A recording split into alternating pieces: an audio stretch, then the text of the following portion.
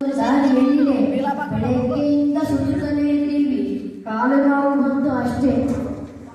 ಮಹಾರಾಜರೇ, ಈ ಕೋಟೆಗೆ 7 ಸುತ್ತುಗಳಿವೆ ಅಂತ ಇತಿಹಾಸ ಹೇಳುತ್ತದೆ. ಆದರೆ ನನಗೆ ಇದು ಜಿಲೇಬಿ ತರ ಆಡುತ್ತಿದೆ.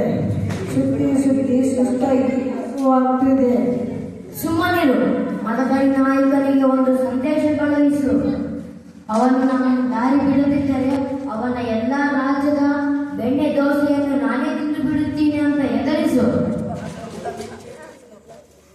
ಓ ಐದರಾಣಿ ಸಾಹೇಬರೇ, ಹೇಗೆ ಇಲ್ಲಿ ನಿಂತು ಬೆವರಿಸುತ್ತಿದ್ದೀರಾ? ಬನ್ನಿ, ಚಿತ್ರದುರ್ಗದ ಮಜ್ಜಿಗೆ ಕುಡಿದು ಹೋಗಿವರಂತೆ. ಮದಕರಿ, ತಮಾಷೆ ಸಾಕು ಮಾಡು. ದಾರಿ ಎಲ್ಲಿದೆ ಹೇಳು, ಇಲ್ಲ ನಾನು ಕೋಟೆ ಏರಿ ಬರುತ್ತೇನೆ. ಖಂಡಿತ ಬನ್ನಿ, ಆದರೆ ಒಂದು ಕಂಡೀಷನ್. ನಮ್ಮ ಕೋಟೆಯ ಗೋಡೆಗಳು ಸ್ಮೂತ್ ಆಗಿವೆ. ಎಣ್ಣೆ ಹತ್ತಿದ ಕಂಬ ಹತ್ತಿದಂತೆ ಜಾರಿ ಬೀಳುತ್ತಿರಷ್ಟೇ. ಆಯ್ತು, ಆದ್ರೆ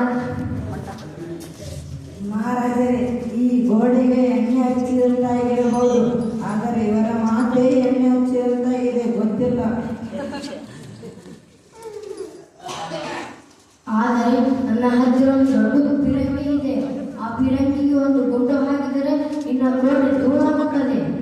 ಹೌದು, ಆ ಬೆರಂಗಿಯ ಗುಂಡು ಇಲ್ಲಿಗೆ ಬರುವಂತರಲ್ಲಿ ನಮ್ಮ ಹುಡುಗರು ಅದನ್ನೇ ಫುಟ್ಬಾಲ್ ಆಡಿ ವಾಪಸ್ ಕಳುಹಿಸುತ್ತಾರೆ. ಹುಷಾರ್.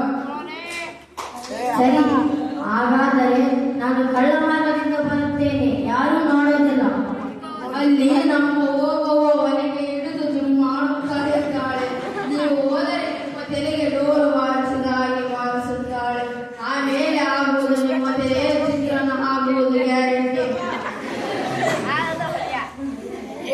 ಸೈನಿಕ, ಇಲ್ಲಿ ಗೆಲ್ಲೋದು ಕಷ್ಟ ಕಾಣೋ. ಈ ಯುದ್ಧಕ್ಕಿಂತ ಮಾತೆಯಲ್ಲಿ ಏಟುಕೊಡುತ್ತಾರೆ. ಪಕ್ಕದ ಊರಲ್ಲಿ ಹಬ್ಬ ಇದೆ,